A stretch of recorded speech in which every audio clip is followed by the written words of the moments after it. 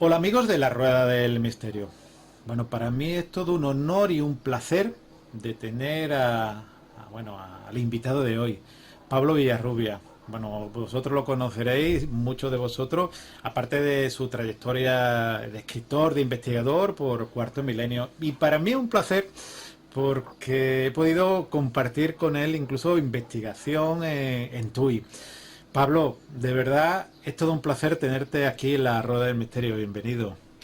¿Qué te iba a decir, amigo? Lo mismo, ¿no? Si eres mi amigo y maestro, mejor todavía, ¿no? Y además, como has dicho, lo pasamos tan bien y y descubriste cosas tan interesantes allí en TUI, con el caso de abducción, que claro, ya te dije, siempre te digo, a veces repetimos experiencia, tiene que surgir una oportunidad y ojalá surja después de todo este desastre del coronavirus, ¿no, querido amigo? Sí, ojalá surja, de verdad, yo tengo muchísimas ganas porque es un placer, de verdad, yo puedo decir que es todo un placer y un honor el haber compartido contigo esa investigación y seguro que seguro, y vamos a pedir al universo que se cumplan muchas más, Pablo. Vamos a hablar hoy, y tú me has propuesto un tema que yo desconocía. Tengo que decir que Pablo siempre me sorprende. Me sorprende, hace muy poquito reproducía una grabación que habíamos hecho sobre el año 2015 sobre abducciones y vamos a hablar del monolito de Ingá. Yo he recogido una serie de datos que dice que desafiando el tiempo y el clima en los desiertos de Paraíba, Brasil, se encuentra uno de los mayores enigmas arqueológicos del mundo. Una roca de enormes dimensiones que están cubiertas de inscripciones y jeroglíficos, ¿verdad, Pablo? Yo lo llamo, Miguel Ángel, como el monolito más misterioso del mundo. No solo yo, pero también muchos estudiosos, porque, y además lo comparo cuando escribí este libro, ya van años, ¿eh? En el año 97 se publicó, que es Mistérios do Brasil, lo publiqué en Brasil, 20 mil kilómetros a través de una geografía oculta, ya te digo con acento brasileño y todo. Pues este libro 97 trataba un capítulo entero sobre mi viaje a esta región remota de nordeste de Brasil para hablar de este monolito lleno de inscripciones. Y empezaba justamente, ahora leyendo el capítulo, lo comparaba al famoso monolito de 2001, Odisea del Espacio, aquella piedra negra, ¿no? Aquel monolito encontrado en la Luna por los astronautas de la historia, bueno, del libro de Arthur Clarke. ¿Y por qué? Porque, claro, porque esto es un enigma. Vamos a ver, primero es único, Miguel Ángel. Este monolito, ahora te doy las características un poquito para que la gente se haga noción. Enseñaré algunas fotos, pero también para la radio vamos a tratar de describir al máximo, ¿no? Lo que hay, cómo es esta piedra. Pues esta piedra tiene 23 metros de longitud, tiene 3 metros de ancha y 4 metros de altura en algunos puntos. La superficie que está entallada, labrada, grabada, es aproximadamente de unos 17 metros por entre 2 y 3 metros. Eso en el paredón principal, porque después por arriba de esa piedra, o de ese monolito, hay más inscripciones y en la base donde se asienta, en esa base, hay cientos de inscripciones, especialmente ahora hablaremos del corte astronómico. Bueno, eso está tirado en medio prácticamente de la nada, al lado o en medio, en realidad se está en medio de un río, en el estado brasileño de Paraíba, que tú me preguntabas antes, ¿cómo es esto de Paraíba? Pues mira, es un estado, no es, digamos, de lo más turístico, salvo la capital, João Pessoa, que es prácticamente una ciudad caribeña muy bonita, 500.000 de habitantes, pero a partir de ahí, ya cuando nos metemos en el interior de ese estado brasileño, que no es muy grande comparado a otros estados brasileños, a más de 180 kilómetros hacia el interior y nos topamos con una región semidesértica que en Brasil la llama el Sertão. Es una región que llueve muy poquito, solo en determinadas épocas del año, en el invierno de allí, estamos hablando de zona prácticamente ecuatorial, entonces el invierno es de lluvia y el verano solo existe invierno y verano. O sea, calor todo el año y el invierno en realidad es calor, pero con más lluvias. Y entonces esa piedra, vamos a ver, ese monolito, ¿qué demonios hace en ese lugar con esas características que voy a describir ahora?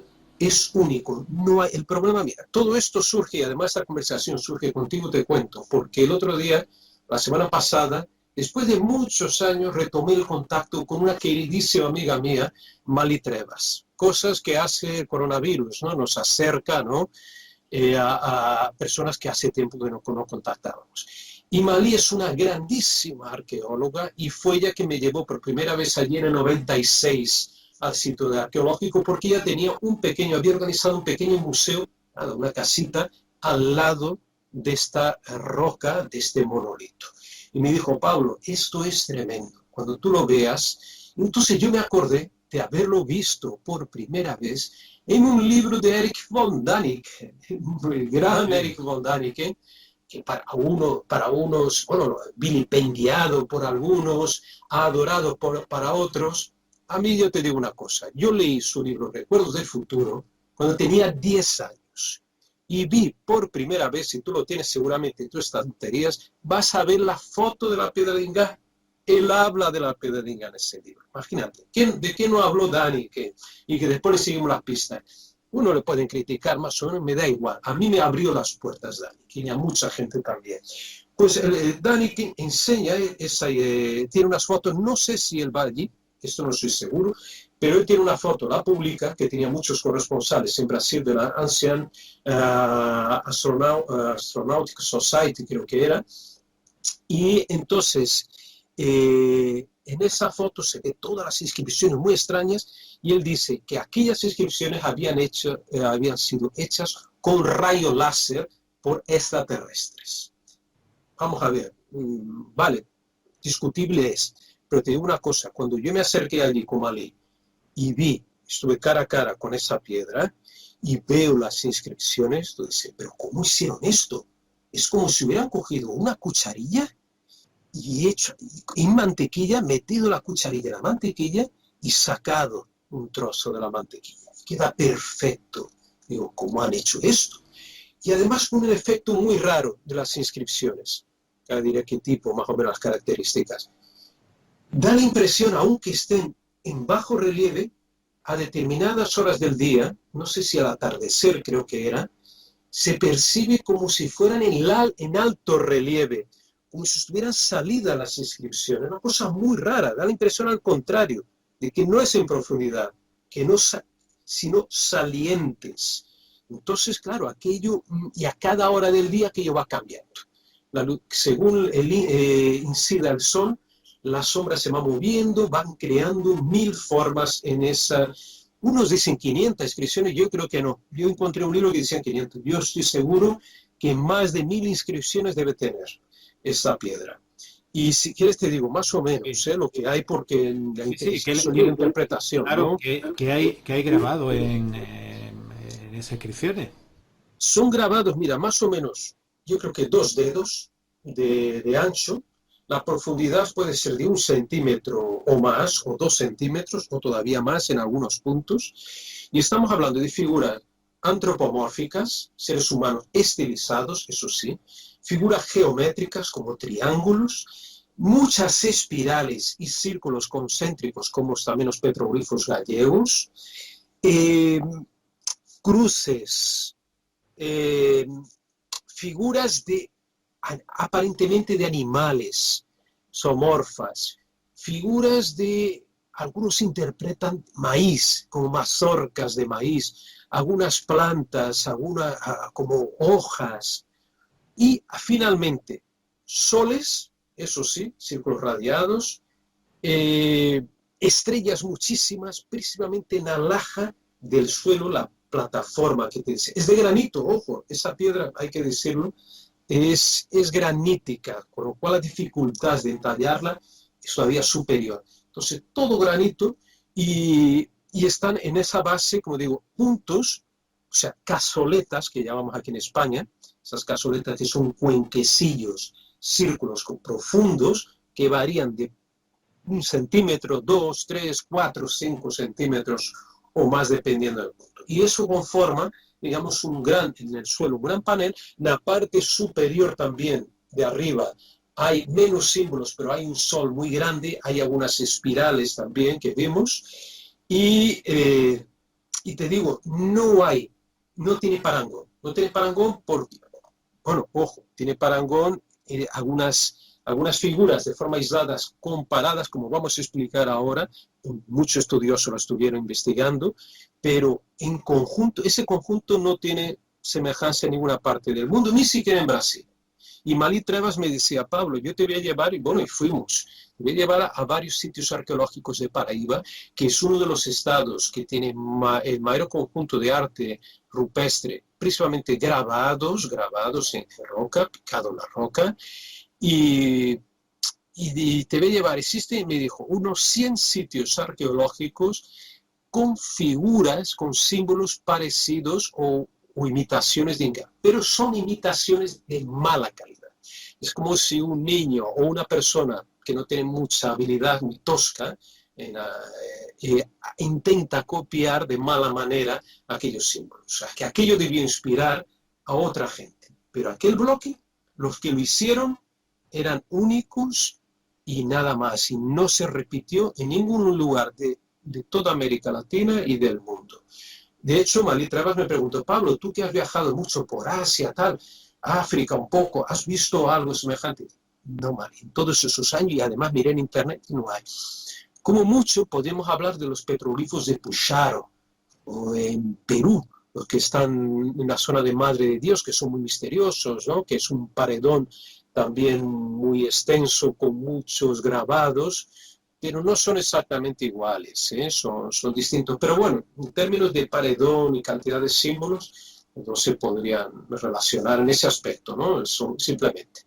Una cosa que te quería preguntar, Pablo, tú has hablado de que es granito, que está como labrado en la piedra, que como si estuviese rebanado. Y a mí me ha recordado pues a ese monolito de Hatshepsut, cuando tú, el monolito inacabado de Asuán, cuando tú lo ves y aparecen trozos lasca como si hubiera sido cuando tú coges cemento, coges cualquier piedra arenisca y la puedes labrar perfectamente. Es más, hay otro elemento que me llama también la atención, no sé si ha habido alguna relación, es que en la teoría arqueoastronómica, al igual que las pirámides de Giza se relacionan con la constelación de Orión, esa teoría de Graham Hancock y Robert Bauval, también en las teorías arqueoastronómicas se relaciona este objeto, este monolito de Inga, también con Orión, ¿no?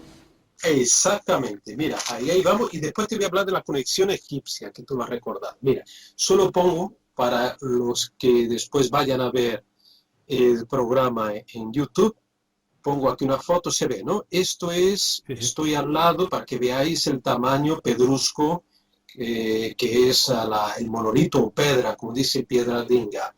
El, aquí, mira, aquí podemos ver las espirales, ahora vamos a ver si encuentro las figuras del suelo, que son lo que vamos a hablar ahora. Mira, aquí está. Estos son, además, son las cazoletas que decía, radiadas como con rayos, ¿no? Bueno, Se parece esa foto, tú la enseñas y parece una imagen lunar.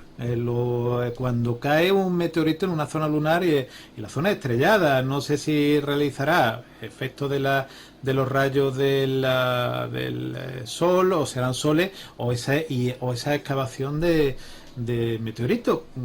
La imagen que simula. pues mira, aquí están, te la pongo de pie. Esta la saqué de noche, estas imágenes, allí en Inga. Estuve fotografiando también de noche, quería ver cómo con el flash, ¿vale? Entonces se ven los círculos como si fueran pequeños soles las estrellas. Eso es lo interesante, los rayos, ¿no? Sí, sí, O los destellos que ellos pudieron apreciar quizá en aquella sí, época sí. de las mismas estrellas. Lo que es interesante, que la primera hipótesis bien estructurada de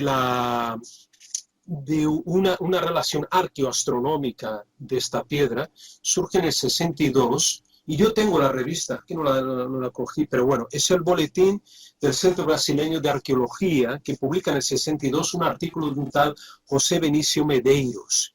Y este hombre ya había identificado, que se ve muy fácilmente, una figura Pues José Benicio, él encontró en esa laja, en esa piedra en el suelo, el equivalente a la constelación de Orión y las famosas Tres Marías.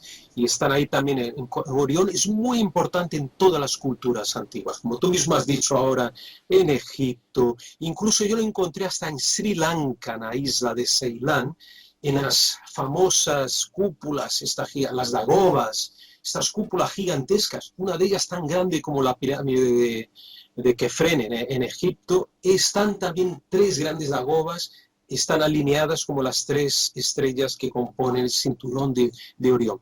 Y lo mismo pasa en el Inga.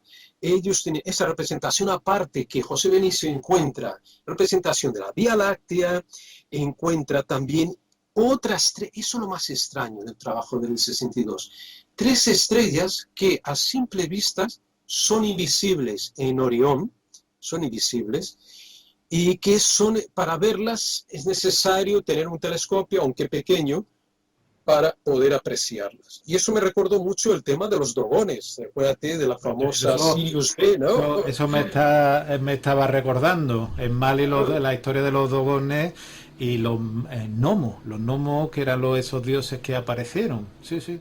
Exacto. Y entonces habla de Sirius B, que solo se podría ver con un telescopio, y después que no era solo binaria, como era una estrella triple, ¿no? Y lo mismo parece, según este José Benicio, que no hablaba en aquella época, que ni se hablaba de los dogones, él mencionaba este aspecto. Después te enseñaré, hay unas imágenes increíbles también, a ver si no hay reflejo, pero miramos. Y entonces él, a partir de una serie de cálculos del punto vernal, que es donde da el punto vernal es el punto, el eje de la Tierra, que cambia cada 26.000 años, ¿no? Entonces él calculó a partir de esas estrellas que aparecían reflejadas el punto vernal, y a partir de ahí él saca la fórmula matemática o astronómica que atribuye a 4.200 años la antigüedad de ese bloque. Estamos hablando de más de 6.000 años, o sea, más antiguas que las pirámides de Egipto, y posiblemente, no sé si la misma época. Stonehenge ahora no lo tengo muy claro, no sé de cuál, si es de contemporáneo Stonehenge o incluso Stonehenge es más reciente, ojo, ¿eh? Entonces estaríamos hablando realmente de un pedrusco labrado hace muchísimo tiempo, en los primordios de la humanidad. Y el, entonces él explica que ¿por qué Orión? Orión también es muy importante. Yo hablé con algunos chamanes de la selva amazónica y guaraníes, que de los últimos chamanes guaraníes del estado de San Paulo, y me acuerdo que era de los pocos que me hablaban de las constelaciones indígenas. Y él me mencionó la de Orión, tenía otro nombre, no me acuerdo si Orión era el equivalente a Ñandú, que es el avestruz de la Pampa, ¿no? de Sudamérica, con otro animal. De todas formas, él me decía, y también José Benicio, decía que en la época que Orión, en el punto más alto del cielo, marcaba el momento de que empezaban las lluvias. Y eso determinaría, sería muy importante para aquella cultura, aquella civilización, para saber cuándo deberían ya empezar a cultivar la tierra, cuánto antes deberían hacerlo, para obtener mejores cosechas. Entonces, el cinturón de Orión era muy importante desde el punto de vista práctico y posiblemente ceremonial. Pues claro, si hicieron esto con esta precisión casi de láser, vamos a ver, mira, te enseño otra vez, es que son figuras, este triángulo, por ejemplo, que algunos dicen que es un avión, algunos llegaron a decir, un Gilbert de Brito, que era parecido a la Surveyor, que era una nave automática lunar americana de la NASA que se posó en la Luna. Claro, estamos hablando, mira, vamos a ver, aquí hay símbolos también curiosísimos, que son como cruces, fíjate, como la cruz ansada, es que no sé si se ve, aquí voy a ampliarla, a ver si consigo ampliar. Sí, sí, se ve perfectamente, Pablo. Perfectamente. Y de hecho, antes que se me olvide, tú lo trataste al principio, hay una conexión egipcia de la Pedro Inca. Y no lo digo yo. En 1977, un ingeniero egipcio llamado Fatih Seah, o sea, estuvo en Inga y estuvo haciendo algún tipo de investigación, recogiendo datos, sacando fotos, de lo que sea. Y él llega a la conclusión, cuando entrevistado por la prensa allí de aquel lugar, llega a la conclusión que la Pedra de Ingá es una parte de ella, es una representación del río Nilo, y que se encuentra el símbolo, él dice el símbolo faraónico de la flor de lotus, de Karnak y Luxor.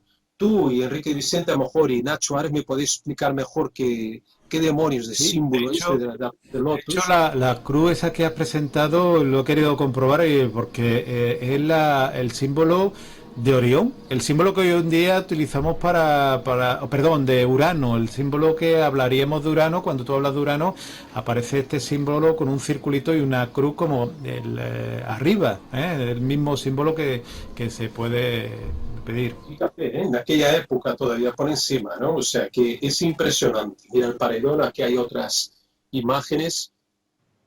Quiero a ver si monto una panorámica. ¿Ves? Bien, creo que voy a hacer una panorámica para colgar aquí en casa, empalmando las fotos. Bueno, entonces este buen hombre decía eso y además él decía que posiblemente los egipcios llegaron a América en las embarcaciones de papiro. Recuérdate que fueron muchas las expediciones como la de Thor Heyerdahl, que el mismo Thor probó con el papiro de Egipto para navegar por el Mediterráneo, hacer sus balsas, y después con la totora de América Latina para viajar por el Océano Tapacua. Pacífico, Sí, ¿no? sí. Entonces no es tan descabellada la hipótesis. Ahora, hay otras hipótesis que remiten a otros investigadores, por ejemplo, un señor que hizo muy buena amistad, que quiero mencionarlo aquí, a ver si encuentro la foto de él, que es Jacques Ramondot. Jacques Ramondot, un francés, vamos a ver si encuentro la foto del profesor Ramondot. Mira, aquí estamos. Qué época maravillosa, profesor Ramondot, que aquí le rindo homenaje, ya fallecido en su casa, en João Pessoa, en Paraíba. Ramondot era de estos franceses entrañables, era el corresponsal en Brasil de la gran revista que tú conoces, Lumière dans la nuit, que ahí creo veneramos, yo creo que tú también, Sí, sí, porque nos también encanta. me adhiero, sí. Claro, y este hombre ya en los años 60 era corresponsal. El hombre se recorrió con un coche toda América Latina, se fue de Brasil a Bolivia, se fue a Perú y escribió una novela muy misteriosa. Qué pena, a ver si su viuda podía o ya sus hijos podían pasármela. Es una novela sobre Tiwanaku y una conexión espacial. Con medio ciencia ficción, pero también basada en sus teorías. Pero bueno, volviendo a lo que decíamos, Jacques Ramondot, él tenía dos explicaciones para el origen de la piedra. Él decía, o aquello venía de pueblos de Atlántida, refugiados de Atlántida, Lemuria, Mu, y o incluso de Oriente, y en ese caso él remitía a otro estudioso francés que yo también tuve la oportunidad de leer bastante, encontrar material de él raro del siglo XIX, que era Henri Onfroy de Touron. Henri Onfroy de Touron es uno de los que primero teoriza con muchos datos, especialmente con toponimia, de que los fenicios hubieran llegado a América. ¿Y para qué demonios, qué hacían los fenicios en el continente americano? Pues según Touron, era porque buscaban para el rey Salomón piedras preciosas, maderas y otros materiales para erigir el famoso templo de Salomón, de Jerusalén. Y entonces ese material en esas embarcaciones que llegaban a América entraron por el río Amazonas, y por ahí entonces fueron entrando en contacto con los pueblos autóctonos, encontraron maderas nobles, tan más resistentes incluso que el hierro, que podían durar milenios, estas maderas del Amazonas, oro, que es, bueno, Amazonas está lleno de oro, bueno, el mito del dorado viene del Amazonas, y unos piedras en general, esencias de todo. Entonces, esa teoría fue planteada no solo por François de Touron, como por el mismo Jacques Ramondot y muchísima gente. Hablaban también de dioses blancos, y ahí conecta la historia de la piedra de Ingá con Santo Tomás, la leyenda o el mito de Santo Tomás, o el país Sumé, como lo llaman en Paraguay, simplemente Sumé en América, y de que también hablaba Thor Heyerdahl del famoso Viracocha, el dios blanco, que es un dios civilizador. En Brasil, entre las antiguas poblaciones indígenas, incluso actuales, algunas poquitas que quedan, como los guaraníes, se habla de ese dios blanco civilizador que por donde pasaba dejaba sus conocimientos y dejaba curiosamente sus huellas. Muy cerca de la Pedra de Ingá hay otra piedra que le llama Pedra do Sino, piedra de la campana. Si la golpeas como yo probé con otra piedra, suena metálico. Debía ser una piedra, tiene un nombre esto, son litos no sé qué, ahora no me acuerdo, piedras que suenan. En Galicia hay unas cuantas, y seguramente fue una piedra de adoración, una piedra chamánica. Y en esa piedra, curiosamente, hay dos huellas de una talla 42 bien grabadas, como dos pies, ¿no? Y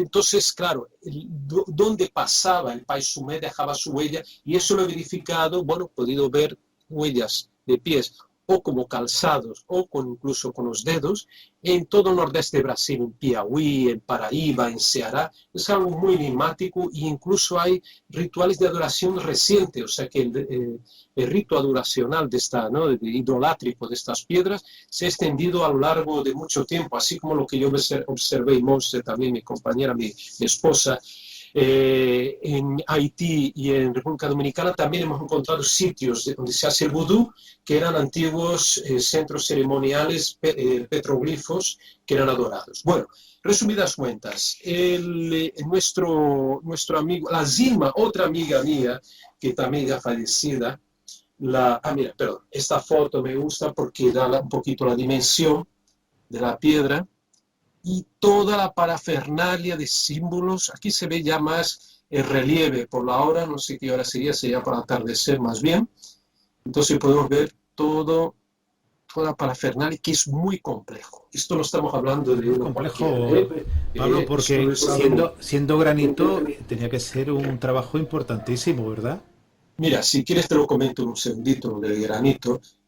Malí Trevas me estaba comentando que hicieron pruebas en aquel mismo tipo de piedras, que categoría de granito, para ver qué se podía labrar. Entonces, hay una teoría de que el profesor Léon Cléo, creo que se llamaba, un francés que estuvo allí también, en los años 40, que fue el que salvó la piedra, porque en 1940 la iban a destruir, la iban a estallar con dinamita para vender, porque se vendía para obras, para construcción. Pero bueno, este buen hombre la salvó, y él decía que su teoría era que cogían maderas, bastones de madera, los impregnaban de arena, que la arena tiene cuarzo, ¿no?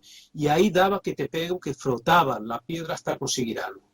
Bueno, para hacer un agujerito mínimo, un huequecito de nada, Malí y compañeros de ella que trabajaban allí en esa zona, con las manos sangrando consiguieron rayar solo superficialmente a lo largo de 3 días para hacer un agujerito.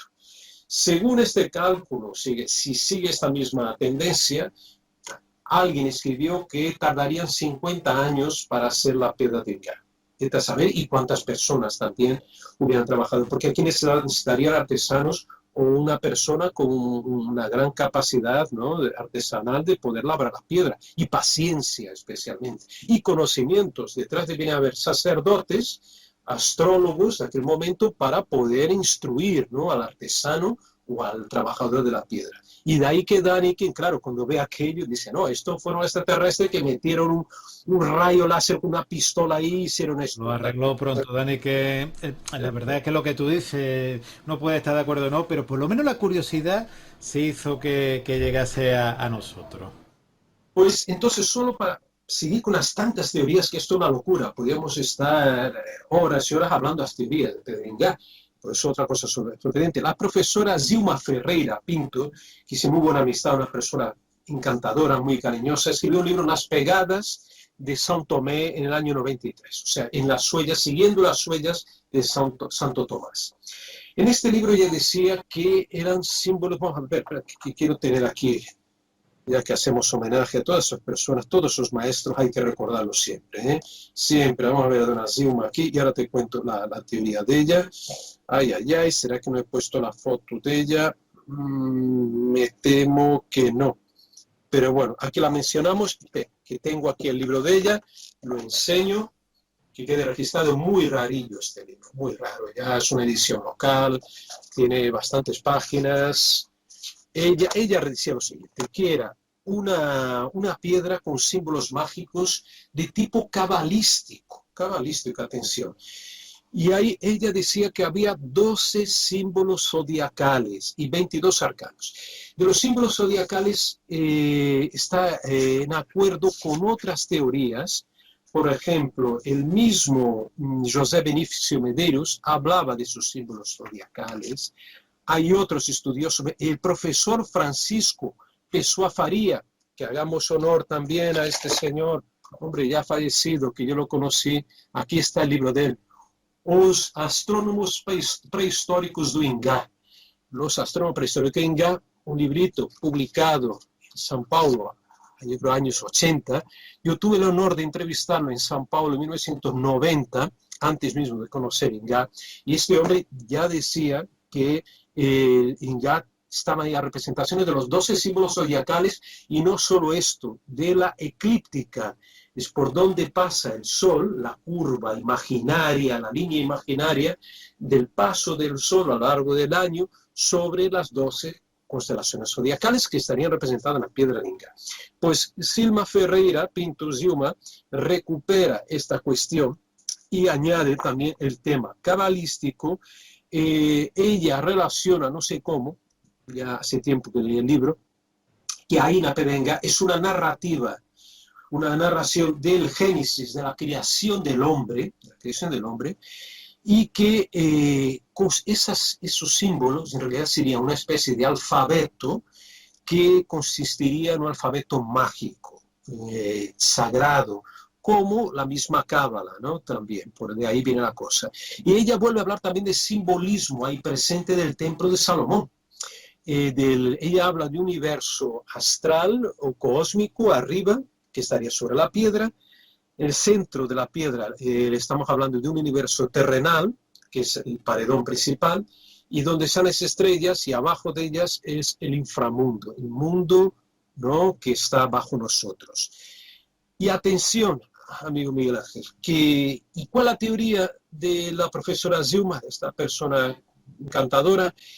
Que el origen no era tan antiguo como nos mencionaba José Benicio, esos 6.000 años de antigüedad, quizá mucho más reciente, después del año 1000, después de Cristo, e incluso a final del siglo XV, cuando de la expulsión posiblemente de los judíos de España y Portugal, y que estos judíos que fueron expulsados por los reyes católicos, ellos se dispersan, hay una diáspora en que muchos llegan a Turquía, llegan al norte de Marruecos, pero algunos llegan ya en tiempos un poquito posteriores o contemporáneos, prácticamente los primeros viajes de Colón llegarían a América. Y de hecho es curioso porque eso sí, ya en el siglo XVI, principio, 1500 y pico, ya había muchas comunidades de cristianos nuevos o judíos conversos en América. Ojo, y especialmente en Brasil. Qué curioso, después muchos de ellos, y después llegan judíos de Holanda, en 1600 y pico de Ámsterdam, que son los que cuando son expulsados por los portugueses en 1600 y tanto, acaban yendo para el norte, atención, para América del Norte, y se establece en una isla llamada Manhattan, que más tarde será la isla de Manhattan. Manhattan. Curioso. Tremenda historia. Mira cómo da todo la sí, sí. Bueno, entonces Zilma, fíjate, nos retrotrae a un pasado, quizá la teoría está hecha por nuestros antepasados aquí de la península ibérica, su teoría, fíjate qué maravilla, que eso lo estamos diciendo ahora para mucha gente que no conocía, y a través de la rueda de misterio, que para mí es tremendo que lo puedas divulgar de esta manera, ¿no? Entonces a mí me encanta esa teoría de ella, no sé si es la verdadera, pero te digo una cosa, hoy en día, no existe gente capaz, incluso de lucubrar, da igual, porque se esté lucubrando, pero con alguna base, con conocimientos. Eran gente, Dona Zilma, Doña Silma, el mismo Jacques Ramondot, y ahora hablaré de otro, Gaston Laroche, otro francés maravilloso, que no puedo olvidarme de él, por favor. Esta gente eran gente que tenía conocimientos humanísticos. Ahora tú vas, yo estoy mirando para actualizar un poquito ahora mismo lo que hay en YouTube sobre el padre Degas, y la mayor parte de las cosas, te digo, querido amigo, es para llorar. Sí, Hay un chavalín, no suele es porque pasar, sea chavalín, que suele dice pasar. que él se ostenta el honor, él se da el honor de haber descifrado finalmente y de forma insofismable la piedra de Degas, que él consiguió descifrarla y tiene la verdad absoluta en todo el proceso que él, bueno, que no lo explica, pero cuánta pretensión, un chaval, un mocoso, vamos a decir así, un mocoso, de decir que él descifró la PDA.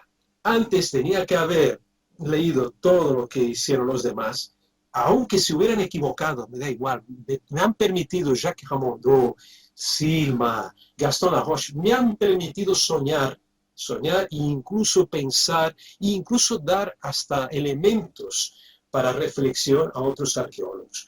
Pero mira, seguimos porque no nos vamos a enrollar.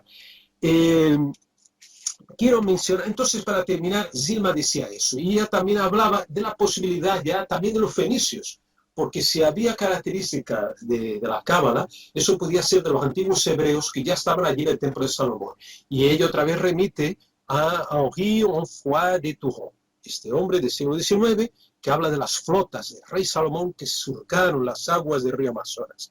Mira, solo como estampa, querido amigo, de hacer un cuadro, una pintura de un barco de estos fenicios, siguiendo las aguas del río Amazonas y los indígenas a orillas, y ahí los tipos, los hebreos con los tocados, egipcios que viajaban también egipcios, ya tienes una imagen maravillosa. Igual por ahí Maravillosa. hay en Sería, internet. sería para Claro, una novela, una película, desde para luego. una película, imagínate cuántas historias tenemos ahí, ¿no?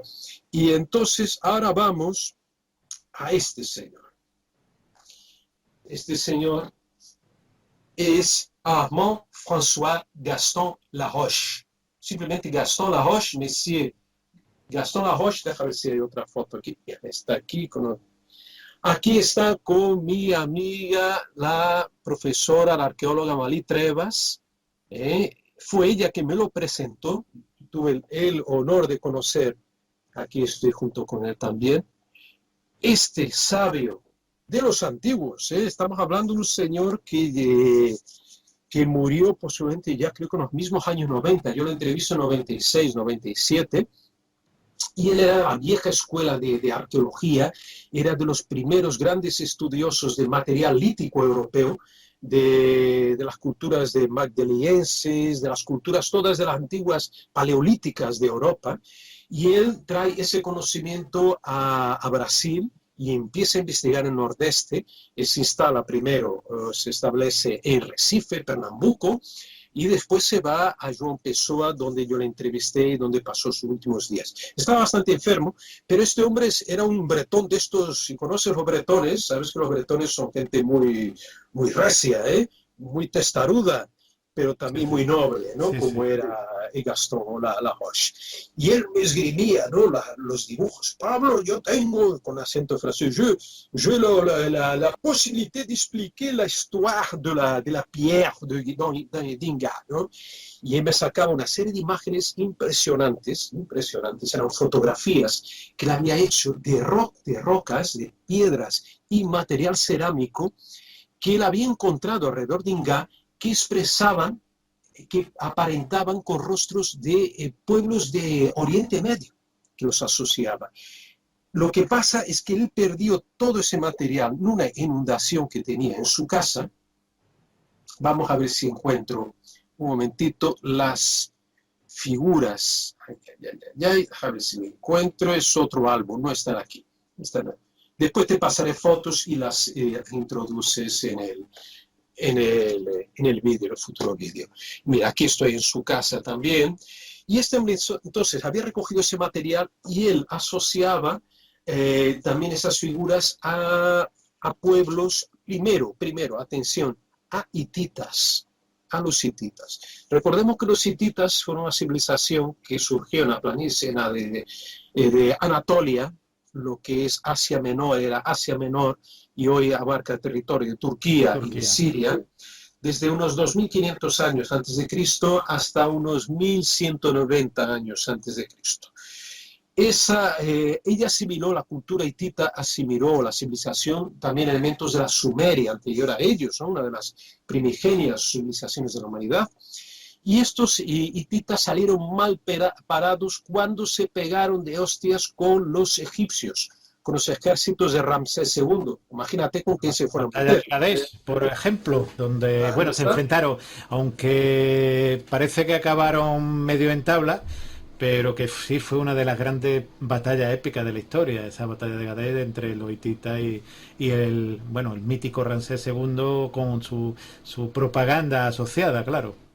Exacto. Y entonces los asirios, bueno, lo, los pueblos en realidad, los pueblos del mar y los asirios prácticamente exterminaron con los hititas. Y recuerda que los pueblos del mar era aquel pueblo misterioso que algunos asociaron con los atlantes, incluso que llegaron hasta Egipto y del que Platón habla en sus crónicas y tal, ¿no? Y pues eso eran los hititas, y ellos tenían un palacio de piedra que era en Atusa, que era su capital, a 150 kilómetros de Ankara. Yo estuve allí en el museo, además de Ankara, tiene unas piezas Sí, maravillosas de los sí. hititas, siempre me fascinó desde niño, hititas. Y ellos tenían ahí en ese palacio unas piedras de 8 por 5 metros, esas ciclópeas, ¿no? Que eran brutales, y cuentan que esta antigua capital de ellas se fundió, o sea, las piedras se fundieron, ¿no? Como si una altísima temperatura hubiera enfocado, hubiera arrasado, ¿no? con ese lugar. Entonces, eso me lo recordaba Gaston Laroche, y él decía que había muchas similitudes con esa civilización, con los hititas, especialmente algunos símbolos que él comparó, ¿no? Y hablaba también de los fenicios, que era del 1100, más o menos el final de los hititas, por ahí coincidirían con esos viajes de los fenicios en 1100 antes de Cristo, ¿no? Lo curioso es que Gaston Laroche mandó esta información al Smithsonian Institute de Estados Unidos, y atención, a los mormones. No se sabe cómo, no me acuerdo, cómo los mormones se interesaron por esta historia, y Gaston Laroche coge y manda resultados de sus investigaciones, fotografías y apuntes para un mormón arqueólogo, el profesor Christian Sain, que seguramente estaría en Salt Lake City, ¿no? Y ese mandó ese material porque a ellos les interesaba. Curioso porque en 1827 Joseph Smith, el famoso profeta de los mormones, él recibe la visita de un ángel, Ángel Moroni, que le trae unas placas de oro con una serie de símbolos indescifrables para los seres humanos, pero que se los narra, los traduce el ángel a Joseph Smith, y él los transcribe, y eso da origen al famoso libro de Mormón que ellos usan hasta hoy. Y es curioso porque ese libro habla de las tribus perdidas de Israel que migraron a América. Nefi y toda esta gente, los nefitas, y que darían origen a toda una civilización américa. Entonces, claro, ese trabajo de Gaston Laroche de cierta manera respaldaría, ¿no? La presencia de fenicios, hebreos y otros pueblos también de Oriente Medio, ¿no? En América Latina. Por eso el interés, ¿no? Sabes que siempre hay un interés político, religioso por detrás de la arqueología, y eso lo hacen muy bien los israelíes, que la manipulan a su antojo. Lo siento decir así, pero es así. Además, mi tesis doctoral sobre arqueología en la prensa española lo menciono, ¿no? Pero no solo israelíes, mucha gente ha usado y sigue usando, esgrimiendo, y aquí en España también, desgraciadamente, ¿no?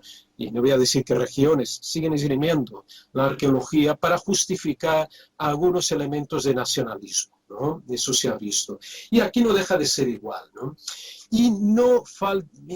Hombre, no quiero terminar sin mencionar a otra persona queridísima. Te digo, es que yo tuve el privilegio de conocer a sabios, auténticos sabios, que yo siempre veneré. Hoy en día la gente valora a la gente más joven, el viejo, entre comillas, el anciano, ya no tiene valor, ¿no? Si un anciano no sabe usar el ordenador, ya, si no sabe usar, ¿para qué sirve un anciano? ¿No? Esa es la mentalidad de ¿Verdad? mucha gente, ¿eh? Todo está en internet, desgraciadamente. La gente joven, mucha gente joven, desconoce que no todo está en internet, que el conocimiento de muchas personas es posible que se pierda si no lo cuidamos. Entonces, Pablo, realmente lo que tú dices, Exacto. el conocimiento de esas personas, que no es lo que escriben, no es lo que publican, pero que están ahí y que ese conocimiento hay que aprender a escucharlo también. Muy bien, muy bien. Y es lo que transmite. La experiencia de vida, eso, vamos a ver, eso se acumula a lo largo de años. Claro, y eso se transmite y eso se ve. Y cuando tú los entrevistas, cuando yo hablo con ellos, cuando estoy con estos amigos que ya se fueron, tú los ves en sus ojos, ven cómo brillan cuando hablan de algo. Y esto le pasaba a Gabriel D'Annunzio Baraldi, que aquí le hago un gran homenaje, incluso a su hermana, que seguramente nos va a oír, ya verás cuando su hermana nos escuche, le va a encantar, porque yo siempre que puedo recuerdo la figura de este maestro que en breve yo he descubierto un vídeo inédito que tenía aquí en una VHS, estos días recogiendo, mirando el fondo del baúl, y tengo una entrevista del año 89 a este hombre. Imagínate que un amigo me grabó en Brasil. Bueno, Gabriel D'Annunzio Baraldi, él escribió un libro llamado Los hititas americanos. En este libro de 200 páginas, él investiga uno de los capítulos, varios de sus capítulos, también lo dedica, como no, a la piedra de Enga o el monolito de Enga, que él también visita in situ, es otro de los que viajaba mucho. Este hombre, ya hablaremos de él un día, me gustaría, a Miguel Ángel Álvarez, Sería especialmente muy Jorge interesante. Barati, porque Baraldi habló con Morix de la Cueva de los Tallos, estuvo allí en Ecuador, estuvo buscando las ciudades perdidas del coronel Fawcett, estuvo en el monolito de Ingá, se metió después en Bolivia a investigar ciudades perdidas. De estos personajes maravillosos. Uno dirá, pero ese estaba loco. Bueno, es loco, vamos a ver, lo que estudió este hombre, lo que investigó, a lo mejor tú puedes no estar de acuerdo con sus teorías, pero que se empapó de un montón de información y viajó, eso no lo podemos negar. Y entonces él, junto con un lingüista que fue mi amigo también, este hombre murió con 90 y tantos años, Luis Caldas Tibiriza.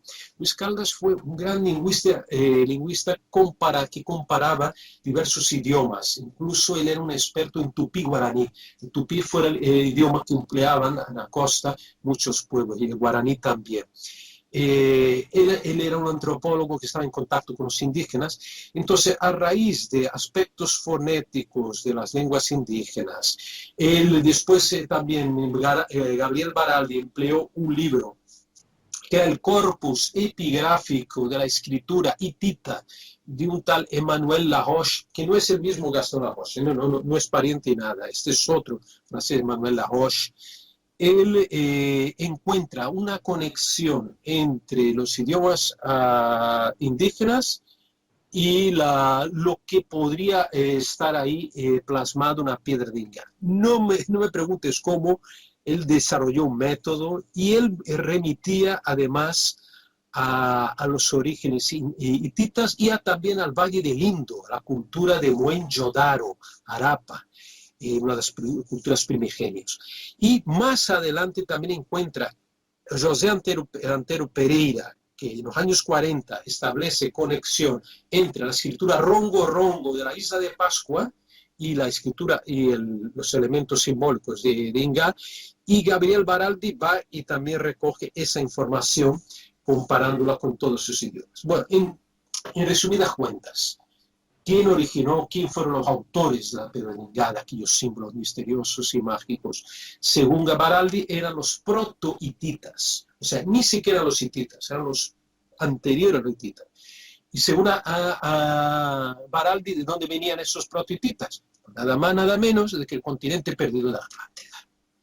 En Atlántida se situaría el foco de todos. Unos migran después de la catástrofe que relaciona a 9.000 años antes de Cristo, como muchos, con Poznansky, todos esos grandes investigadores, ¿no?, de las antiguas culturas americanas.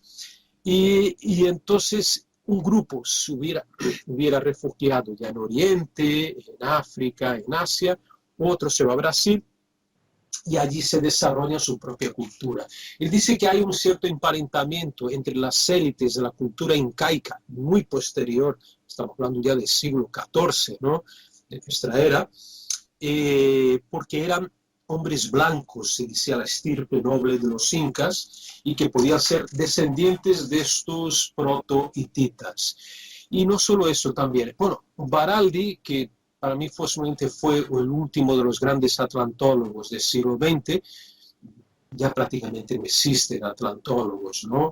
Porque, no sé, la gente ya, Atlántida quedó muy para atrás, los arqueólogos más ortodoxos ni siquiera contemplan la posibilidad de la existencia de Atlántida, pero él fue de estos últimos y él decía que era una civilización que poseía conocimientos tecnológicos muy, muy elevados, y él creía que la forma como los protohititas hicieron los símbolos era a través de una energía termoluminosa, o termovolcánica, de que hubieran aprovechado alguna energía de volcanes para fundir, ¿no?, para hacer esos cortes. Exacto, ¿no? Esa es la teoría de él, ¿no? Y como te decía, de José Antero Pereira Jr., que era otro estudioso de los años 40, él también hablaba de Mohenjo-Daro, y atención, él hablaba también de Glosel. Glosel, que seguro que te sonará, las famosas tablillas de Glosel tan controvertidas, ¿no? Porque para que aquí no sepa, en 1924, Émile Fradin, era un chico que estaba en una región de Francia, creo que para el centro de Francia, y él encuentra una serie de tablillas de barro, de cerámica, con una serie de inscripciones, con figuras de animales ya extinguidos o extintos en la última gran glaciación, figuras muy extrañas, seres bizarros, ¿no?, grabados en esas tablillas, y fueron muy controvertidas porque algunos creyeron que estos símbolos de las tablillas de Glosel era la primera gran escritura de la historia, que era muy antigua. Entonces hicieron en el año 76 unos test de carbono 14, y según esas pruebas se las achacaban 1900 años de antigüedad para esas tablillas, o sea, de principio del año 100, ¿no?, aproximadamente, de nuestra era. Otras más tarde, otras mediciones termoluminescentes la atribuían entre 250 a.C. y 350 después de Cristo. Bueno, y otros dijeron que todo era una farsa. Y, servidor que está hablando contigo, tuve el honor de poder entrevistar a Émile Fradin, ya con casi 100 años, allí mismo en Glosel, en su pequeño museo. Eso lo publiqué, creo que en la revista Enigmas, por el año 2000 o 2001 o por ahí. En la revista Enigmas publiqué el artículo en que entrevisté a Émile Fradin en ese pequeño museo. Pues bueno, el José Antero Pereira Jr., en 44, él hace una tabla comparativa, que después te la pasaré a ver si la puedes insertar, donde hay comparativos y se ve muy claramente ahí símbolos muy parecidos entre la isla de Pascua, entre Mohenjo-Daro, entre Glosel y algún lugar más que se me olvidó. Y para terminar, es que esto No, o sea, podríamos... hay muchísima información, evidentemente, y muy interesante, ¿eh, Pablo? Claro, mira, te puedo hablar, que tú me lo preguntaste antes de entrar, hablamos de ovnis, ¿no? También, que tú leíste algo, mira, ahí hay apariciones de ovnis en el Inga. Pues bueno, y es cierto porque en el 96 entrevisté a Mali Trevas, esta mi amiga arqueóloga, me presentó a un periodista, creo que de João Pessoa, Campina Grande, no, una de esas dos ciudades.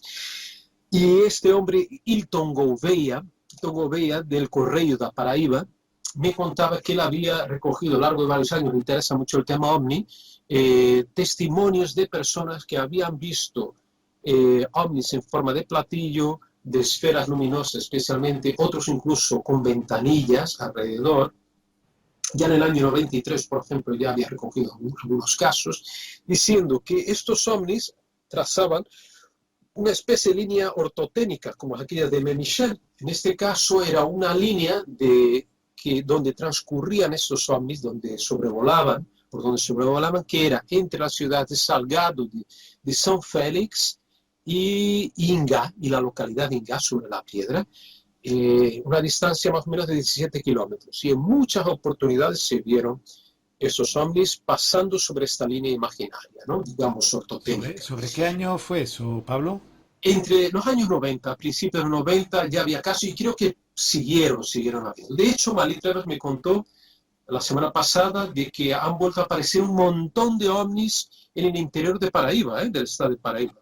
Pero muchas apariciones, incluso de humanoides también, humanoides. Eso es maravilloso porque hacía mucho tiempo que no oímos de eso. Hay apariciones. Coincide con el coronavirus, no sé, es de negra conexión, no creo, pero bueno.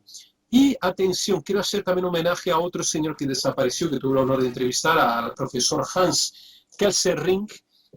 Hans Kelserring era un entomólogo suizo que vivía en João Pessoa o en Campina Grande.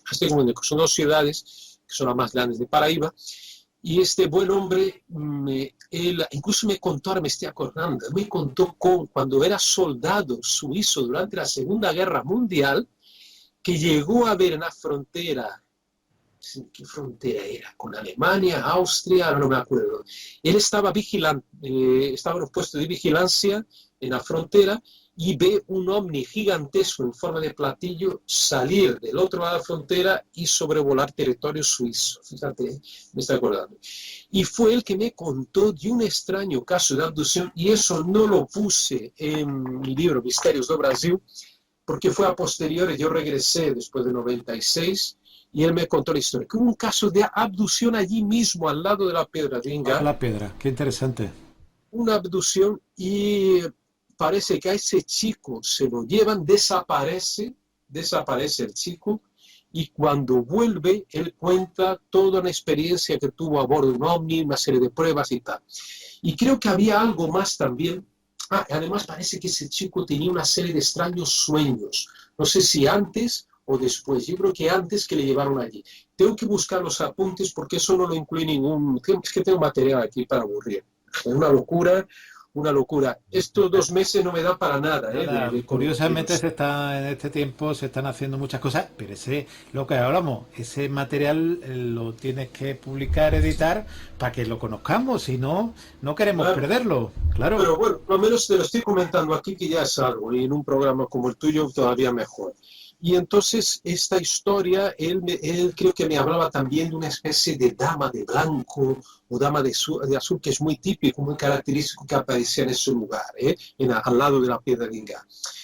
Y para más ir todavía, para ahondar más en el misterio, hay la historia, bueno, eso no lo recogí yo, lo recogió creo que fue José Benicio, aquel que escribió el primer artículo astroarqueonómico en el año 62, de que él entrevista a un señor en el año 61 que en su infancia, pues estaríamos hablando del principio del siglo XX, él llegó a ver 2 personas que estaban al lado de la piedra sobre la base donde están las estrellas, y que había un agujero, una especie de ¿cómo se dice? Una trampilla, pero de piedra, que todavía estaría hoy allí, o se ve la marca, que tiene unos 50 centímetros por unos 30 y tantos, y que ellos habían entrado en el fondo, debajo de la piedra, y habían sacado una especie de una talla religiosa, no daban detalles, podía ser un ídolo, pero a lo mejor lo confundían con una figura católica, ¿no? Un santo, y monedas de oro. Y entonces parece que ellos, temerosos de que se los denunciaran, volvieron a guardar aquellas piezas. Y había una leyenda de que esa talla jamás se podría separar de las piezas de oro. Donde fueran las piezas de oro o las monedas de oro, siempre iría con ella la talla, de alguna forma mágica o misteriosa, ¿no? Y dentro de ese ámbito hablamos también de los túneles, que hay otra teoría de que debajo de Inga y del río, porque él está en realidad medio un río, en la época de sequía, un islote, la época de sequía está visible. En la época de invierno, cuando se llena el río, prácticamente no puedes pasar a donde está la piedra. No sé cómo será hoy, si ha cambiado la climatología. Pues bueno, pues debajo de ella habría una serie de túneles que llegarían hasta la costa del Atlántico, a más de 150 kilómetros de distancia. Y yo estoy visitando unos túneles en la ciudad de Mamanguape y Piedra del Fuego, ya tiene un nombre extraño, y que la población local todavía atribuye las leyendas esos túneles subterráneos a los holandeses. Pero fíjate, los holandeses se fueron de allí en 1600 y pico, pero pervive la leyenda esta. Y León Clerot también recogió, creo que fue León Clerot, el francés también que recogió esas historias. Entonces, galerías que a lo mejor conectarían con la piedra de Ingá. Claro, eso son leyendas, no hay como probarlo, ¿no? Y de ahí, no sé, podríamos hablar mucho más, amigo Miguel Ángel, pero Yo, la verdad, encantado, por supuesto, como siempre te digo, pero evidentemente en algún momento tenemos que dar el corte al programa, Pablo. De verdad que yo quería preguntarte, siglo XXI, el hoy del monolito de Inga, ¿cuál es?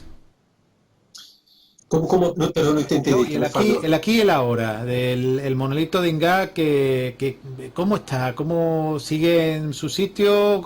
Sí, sí, Cómo- por suerte hubo mucho miedo durante un periodo de que como estaba aquello, bueno, está muy aislado y que solo, me acuerdo que Mali Trevas me hablaba de que solo tenían un vigilante por la noche y a veces ni siquiera estaba el vigilante por allí, de que la gente viniera para destrozar el monolito, pero no destrozar por gamberrada, porque hay otra leyenda, bueno, ya hemos comentado por encima, de que habría un tesoro enterrado dentro de este monolito.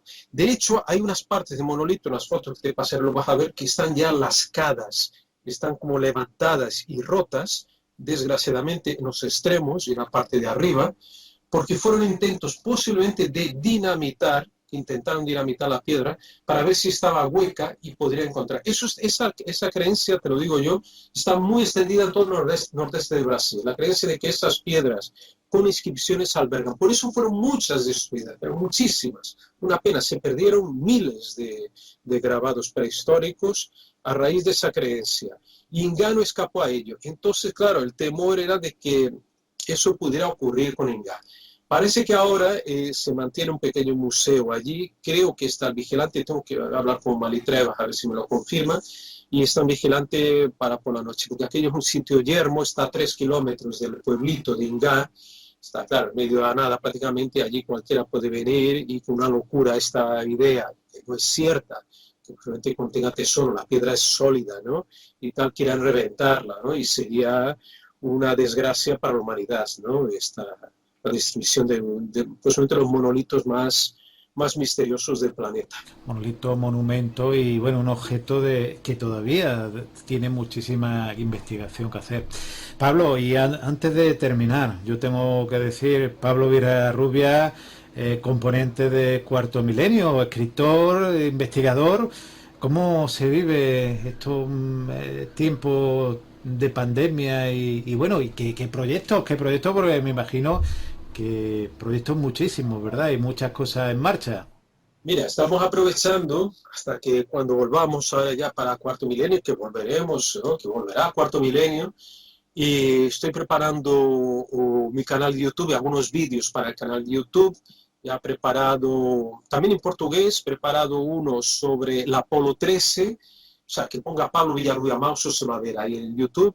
Y, y entonces, sobre el accidente del Apolo 13 hace 50 años, y hace unos días puse uno sobre ovnis en China antes del coronavirus, sobre una película muy extraña, Bamboo Saucer, o Omnis en China, la película del año 68, que tiene 1000 secretos, 1000 historias relacionadas con Thomas Mantle, una expedición que va a buscar un platillo volante que cayó en China. Una película maravillosa, si la podéis ver en Vimeo, no sé si está en YouTube también.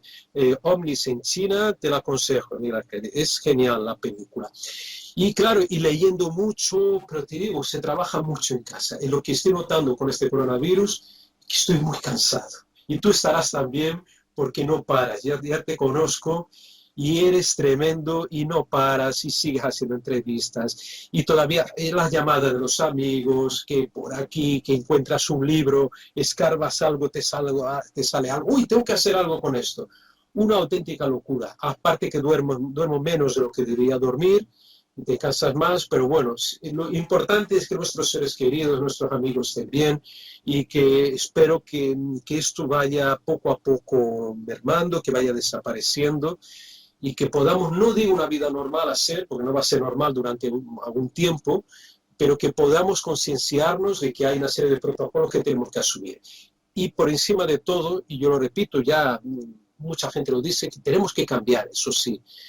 Por un lado, yo soy optimista, que mucha gente, la gente buena va a cambiar, o va a intentar cambiar el mundo, pero la gente mala que también está por ahí, ¿sabes? No va a querer eso. Se van a aprovechar, ¿no? Como víboras, ¿no? De toda esa situación y van a hacer mucho daño. Estas fuerzas ocultas, entre comillas, estos grandes poderes económicos, estas fuerzas que como no sé si son los de el grupo Bilderberg, ¿no? Que pueden hasta ser los que están ahí metidos, están ya sacando tajada de esta situación. Y que el coronel Baños, que conoce perfectamente esto, nos lo está mostrando de forma muy cruda en La estirpe de los libres, y la verdad es que me da mucho miedo con el mundo que va a venir. Pero yo confío en una buena gente, como tú y muchos más, que podamos de alguna forma contrarrestar estas fuerzas del mal, porque son fuerzas del mal. Y Enrique de Vicente, que es nuestro querido amigo, las conoce perfectamente, Enrique de Vicente. Esas fuerzas del mal están ahí, existen. Y es el momento ahora de sacar la espada de luz para luchar contra las tinieblas. Es el momento. Precisamente cuando estaba hablando me estaba acordando de Enrique Baños de Iker con Estirpe de los Libres, Enrique de Vicente también con su canal de YouTube Enrique de Vicente, y ahora pues la verdad es que es una alegría también para nosotros el poder verte en el canal de YouTube, que me imagino, no sé si tienes ya algún vídeo puesto, Pablo, o tienes... Eso es que te mencioné, mira, tengo el de la Apolo 13, los 50 años, que hice una investigación, además entrevisté a Charles Duck, el que fue el Capcom, el jefe de comunicaciones también, uno de los jefes de comunicaciones de la Apolo 13, lo entrevisté en Canarias, en Tenerife, en el Starbus. Para mí, de un día quiero hablar contigo también sobre eso. Esa fue una entrevista para mí de las más grandes de mi vida, entrevistar a un hombre que había estado en la Luna y una buena persona, porque lo pasó muy mal Charles Duke. Y él me cuenta eso. Y después, personas maravillosas que estuvieron aquí en España, españoles que estuvieron haciendo el seguimiento del Apolo 13 en aquel año 70, desde Fresnedilla, Robledo de Chabela, aquí al lado, que eran las antenas de la NASA, como Carlos González y el profesor Grandela también, el amigo Grandela, que me ayudaron muchísimo, me dieron mucha información sobre cómo ellos vivieron aquellos momentos de pánico y cómo se salvó milagrosamente la nave. Y después, como te digo, este vídeo de Bamboo Saucer OVNIs en China, y uno en portugués que hice un poquito diferente. Si quieres escucharlo para ver cómo Pablo Villarruba habla en portugués, ¿no? Pues lo va a entender, o lo vais a entender Sí, perfectamente, porque no hay... el canal Pablo Villarrubia Mauso. Exacto. Perfecto, Y pues nos lo bueno, ya apuntamos. está. Y bueno, invito a la gente a verlo y ya está, ¿no? Colgaremos cositas, vamos a colaborar con todos los amigos, por supuesto, cuando pueda hacerlo, como ahora, ¿no? Que hay un poquito más de tiempo, pues lo hacemos y vamos entrenándonos un poco, De ¿no? verdad, un placer, Pablo. Estaremos pendientes de tu canal, de todas tus investigaciones, y esperemos poder colaborar en algún proyecto conjunto, que de verdad que siempre es un placer de colaborar, de hablar y de compartir contigo. De verdad que muchísimas gracias y un fortísimo abrazo. Gracias, amigo. Lo mismo también, ¿eh? Éxito.